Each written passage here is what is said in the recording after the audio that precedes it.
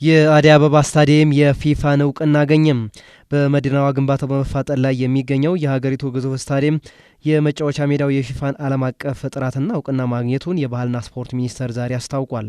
ሜዳውን ይህንን እውቅና ለማግኘት የበቃው የፊፋን ጥብቅ መስፈርቶችና ልዩ ልዩ ቴክኒካዊ ፍተሻዎችን በከፍተኛ ውጤት በማለፉ እንደሆነ ሚኒስቴር መስሪያ ቤቱ አስታውቋል።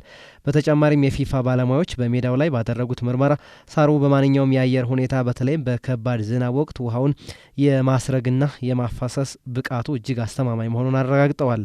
እንደ ግምገማው ሪፖርት ከሆነ የኢትዮጵያ ብሔራዊ ቡድን ወደፊት የሚያደርገውን የዓለም ዋንጫ፣ የአፍሪካ ዋንጫ ማጣሪያ ጨዋታዎችንና ሌሎች ትልልቅ አህጉራዊ ውድድሮችን በዚህ ሜዳ ማድረግ ያስችለዋል። በግምገማው ወቅት የሜዳው የሳር ጥራት፣ የኳስ እንቅስቃሴ ፍጥነትና የመዝለል መጠን እንዲሁም የተጫዋቾችን ደህንነት የሚጠብቁ መሆናቸውን በዝርዝር ተፈትሸው ዓለም አቀፍ ስታንዳርድን ማሟላታቸው ተረጋግጧል። ፊፋ ለሜዳዎች እውቅና የሚሰጠው በሁለት መንገድ ሲሆን አንደኛው ፊፋ ኳሊቲ የሚሰኝ ሲሆን ይህንን እውቅና የሚያገኙ ሜዳዎች አብዛኛውን ጊዜ ኢንተርናሽናል ጨዋታዎችን ማስተናገድ አይችሉም። ሁለተኛው ደግሞ ፊፋ ኳሊቲ ፕሮ ነው።